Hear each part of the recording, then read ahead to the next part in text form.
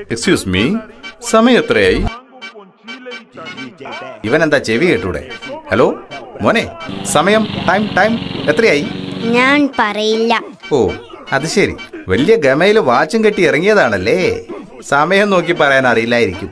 നാശം, മൊബൈലാണെങ്കിൽ ഓഫായി പോയി. സമയം നോക്കി പറയാനൊക്കെ എനിക്കറിയാം, പക്ഷേ ചേട്ടന് ഞാൻ പറഞ്ഞു തരില്ല.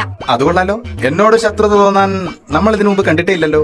ആ അതുകൊണ്ടാ സമയം പറഞ്ഞു തരാത്തത്. അതെ, നിങ്ങൾ എന്നോട് സമയം ചോദിച്ചു, ഞാൻ സമയം പറയും. ബസ് വരാൻ ഇനിയും സമയം ഉള്ളത് കൊണ്ട് നിങ്ങൾ എന്നോട് പേര് ചോദിക്കും, അപ്പ ഞാൻ പേര് പറയും. ഞാൻ നിങ്ങളുടെ പേര് ചോദിക്കും, അപ്പ നിങ്ങളുടെ പേര് പറയും.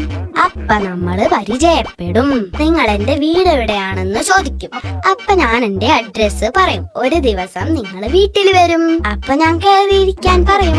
അപ്പൊ നിങ്ങൾ എന്റെ ചേച്ചിയെ കാണും. ചേച്ചി സുന്ദരിയായത് കൊണ്ട് നിങ്ങൾക്ക് ചേച്ചിയെ ഇഷ്ടമാവും.